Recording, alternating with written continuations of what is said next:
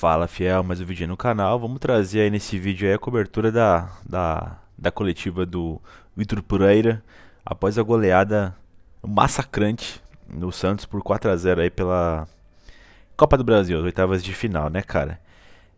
Vamos lá. Vamos começar com os caras que estavam de fora, o que ele falou sobre, né? O Rafael Ramos, cara, ele disse que não foi nem foi relacionado para a partida devido à quantidade de jogos que o Rafael tem no ano até então, né?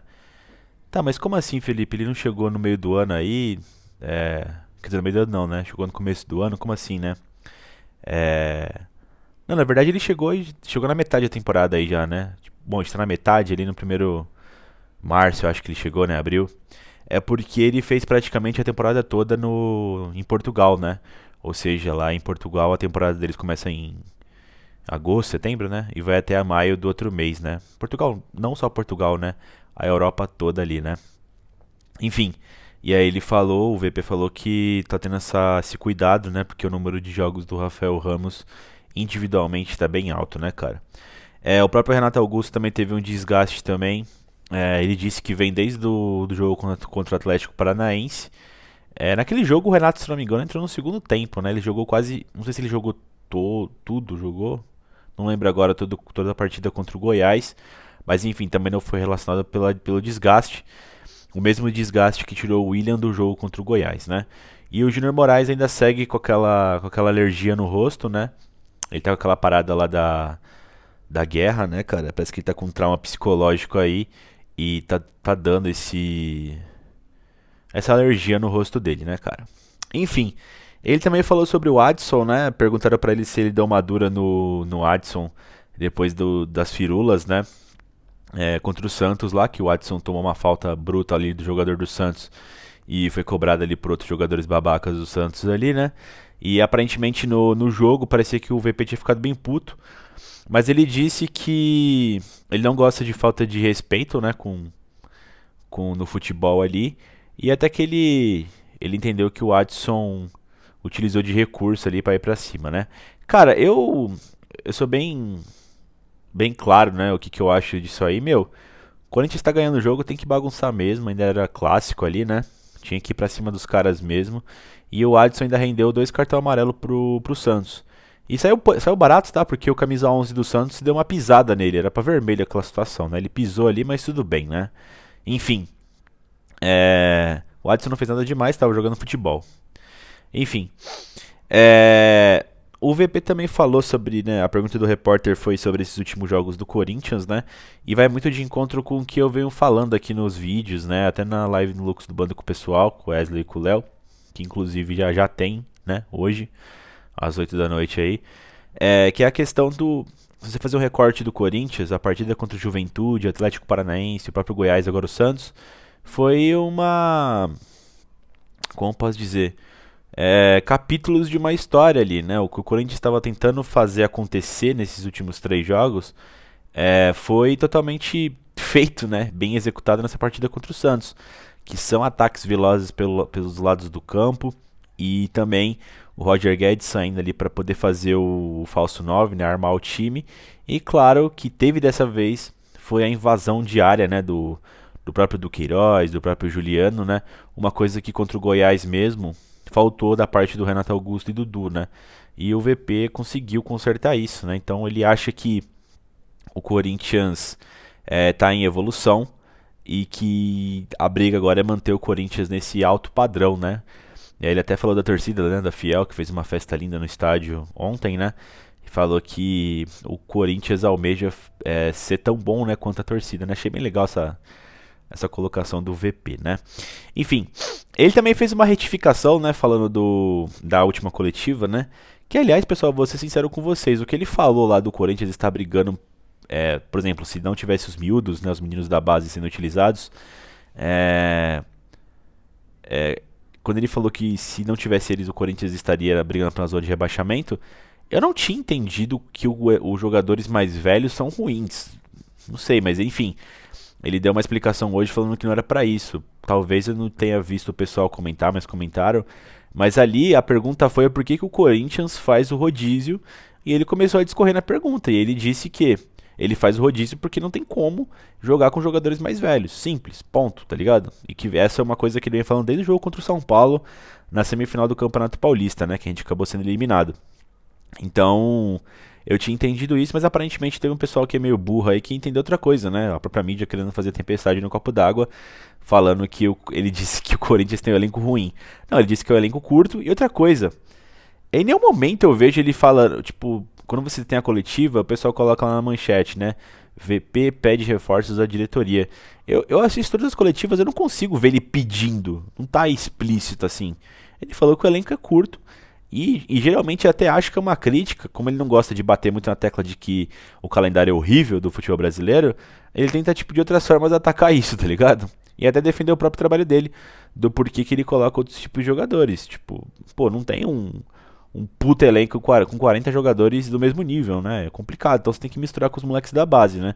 Enfim, ele se retificou e disse que o elenco mais velho do Corinthians também é muito importante. De novo, batendo naquela tecla que eu sempre falo, né? Que o VP é muito nesse negócio de família, né? Que os jogadores mais velhos ensinam os jogadores mais novos. Ele foi muito contundente, né? Ao exaltar a base do Corinthians, falou dos jogadores. Enfim, eu achei isso bem legal, né? E falando disso, ele acabou falando do próprio Robert, né? Que teve uma oportunidade ontem, um zagueiro que é selecionável nas divisões que tem sub, né? Sub-17, sub-20. O Robert vem sendo selecionável aí na seleção brasileira. E, enfim, ele disse que encheu o Robert de elogios, né? Que é um zagueiro muito rápido, que tem bom passe, né? Enfim, falou da ousadia dele durante o jogo. E também pincelou sobre o Robson, né? Porque que ele não entrou com o Robson, entrou com o Robert. Duas coisas, né? Primeiro aquela questão que ele já tinha dito, que é a questão de colocar os meninos da base, esses miúdos, né? Quando a partida estiver mais tranquila, o que foi o caso. E segundo, que o Robson não está muito bem, né, cara? Tanto tecnicamente, eu acho que ele também afetou a parte de confiança dele, precisa recuperar isso. O Robson, que ele estreou pelo Corinthians jogando umas partidas bem boas, mas depois começou a ramelar, né? Tava jogando nada, muito não confiável, né? Errando passe. Às vezes eu acho que ele quer brincar muito, né, com a bola, mas enfim, ele acabou pincelando nisso, por isso que optou por deixar o Robson no banco, né? Ele também falou sobre o Bruno Mendes. Ele encheu de elogios o Bruno Mendes, falou que é um tipo de jogador que ele gosta muito de trabalhar, né? Que é um jogador jovem, com muita disposição física, né? E tática, o que é uma coisa que o Mendes tem por ser uruguaio, né? Acredito que ele vai ajudar bastante, principalmente aí com a potencial venda do João Vitor, né? Tá havendo bastante procura pelo zagueiro do Corinthians aí, que retornou ontem, né? Então não sei se será possível manter ele, né? Então, como não sabe, o Corinthians já pegou de volta o Mendes, que não entrou no acordo com o Inter, né? O Corinthians não entrou no acordo com o Inter queria pagar muito pouco por muita porcentagem. O Corinthians ainda foi flexível, porém os caras lá do Sul não quiseram aumentar o sarrafo do valor. E o Corinthians, né, já que o VP também disse que gostaria de trampar com o Mendes, né? Trabalhar com ele. O Mendes vai acabar voltando aí e aparentemente deve até ser relacionado no sábado, viu? Contra o Santos, né? Vamos ver. Também perguntaram pra ele sobre o Yuri Alberto, né? Ele não entrou muito na situação. Perguntaram se o VP mandou uma listinha, né, pra diretoria. Ele disse que conversa internamente, né? Não é uma listinha, ele fala o que precisa. E a diretoria trabalha para tentar satisfazê-lo, né? Com as necessidades que o Corinthians tem, né? E... enfim, falando um pouquinho sobre a vitória no Clássico, né? Ele disse também que ele trocaria as vitórias no Clássico, né? Porque aqui tem aquele negócio do tabu, né? Do que o Corinthians não vence Clássico esse ano e tal. O Corinthians acabou quebrando esse tabu. E o VP disse que ele fica bem puto com essa situação, né? Que os caras já falaram pra ele que ele não sabe jogar Clássico, né? Teve até uma coletiva que ele ficou bem pistola. O VP disse que trocaria vitórias em Clássico por títulos, né, cara? É o seguinte, cara, quando você fala assim, bem racionalmente, realmente, se você perder os 4 clássicos no Campeonato Brasileiro e for campeão brasileiro, beleza, né? São de 38 jogos, você tem 34 que você ganha e você perde 4. Ou mais, né? Na verdade são 6, são 6 clássicos, na verdade, perdão. Então você vence 32 jogos e perde 6. Provavelmente você deve ser campeão brasileiro, cara. A questão aqui em São Paulo, principalmente, os 4 grandes, né, Corinthians, Santos, São Paulo e Palmeiras, eles dificilmente estão muito longe um do outro, né? Por exemplo, o Palmeiras está vivendo uma grande fase, E mesmo o Palmeiras vivendo uma grande fase também nos clássicos, o São Paulo vira e mexe a trabalho pro Palmeiras no Morumbi, entendeu? O Corinthians ano passado chegou a vencer o Palmeiras. É, é claro que o Palmeiras tem tido maior tranquilidade, né? Mais vitórias contra seus rivais. Mas são períodos assim que vai trocando de um grande para o outro. Já esteve com o Corinthians, já esteve com o Santos, já esteve com o São Paulo essa mística de ser o clube que está vencendo ali por um período de tempo, né? Então, fatalmente, cara, você venceu você venceu os grandes de São Paulo. Ele disse que é mais pela torcida, pelos jogadores que leva a confiança. Mas, cara, é um ótimo padrão ali pra você ver como o grande de São Paulo tá, cara. Não tem jeito. Por exemplo, se o Corinthians almeja ganhar uma Copa do Brasil, vencer uma Libertadores, o Corinthians precisa encontrar meios de vencer o São Paulo, de vencer o Palmeiras, né? E o Corinthians ainda com o Vitor Pereira não conseguiu encontrar isso. Você viu a última partida contra o São Paulo. O São Paulo teve chance de quebrar o tabu na Neoquímica Arena. O São Paulo foi bem melhor que o Corinthians, né, no primeiro tempo. E o Corinthians foi melhor que o São Paulo no segundo, resultando no empate, né? Então, assim, sem querer desmerecer o Santos, né? O Santos, o pessoal até falou umas abobrinha aí, né? De que o Corinthians tinha um elenco parecido com o Santos. Cara, esse time do Santos vai brigar pra não cair, né? Pelo amor de Deus. Mas é um grande time, tá ligado? Mas assim, não, até aquela derrota pro Santos lá do Silvinho, que o Silvinho caiu, eu ainda mantenho a mesma opinião. O Corinthians foi melhor aquele jogo. Foi melhor aquele jogo. O João Vitor cagou no pau duas vezes, né? Fez um pênalti idiota e foi humilhado pelo Marcos Leonardo. E o Santos, em duas oportunidades, virou o jogo. O Corinthians vencia a partida e dominava aquele jogo, né? Assim como sempre domina o Santos na Neoquímica Arena. O Corinthians tem um histórico muito positivo contra o Santos. Parecido com contra o São Paulo, a diferença é que o Santos venceu duas vezes, né? E até a vitória desse ano só tinha uma, que foi lá em longínquos 2015, né, cara? Então, assim, é importante sim vencer clássico. Eu discordo de quem acha que não. Não tô romantizando o clássico, não é isso. É que é um ótimo termômetro sim para grandes jogos. Simples. Ah, mas Felipe, você falou que o Brasileirão não é vencendo grandes times que é campeão. Sim, concordo. No Brasileirão, principalmente nesses últimos anos que tem tido muito time pequeno, né, na elite do futebol brasileiro, você vai acabar sendo campeão por isso, vencendo esses jogos. Porém, não quer dizer que você tem que perder para todos, né, os outros grandes, né? E outra coisa, são equipes qualificadas, não necessariamente sendo grande tem uma equipe boa. O Santos eu acho que tem uma equipe ruim. Eu acho que tem alguns valores individuais bons ali, como o Marcos Leonardo, o próprio João Paulo. Enfim, mas o resto do time eu não troco ninguém do Corinthians, tá ligado? Por esses jogadores. E nem esses dois aí que eu citei, né? Então, assim, o fator clássico, cara, é muito motivacional. Por isso que não é só um jogo qualquer, normal. Enfim, define muito de questão de paz, de pressão no clube, né? E o futebol não dá pra racionalizar toda hora. Então, sei lá, não penso como VP de que é tão simples assim, sabe? Troco vitórias de clássico por títulos. Eu acho que um tá condicionado ao outro, principalmente aqui em São Paulo, né, cara? E pessoal, também aí com o título do vídeo, né? Falar um pouquinho do mercado da bola aí que estão pintando aí no Corinthians, né?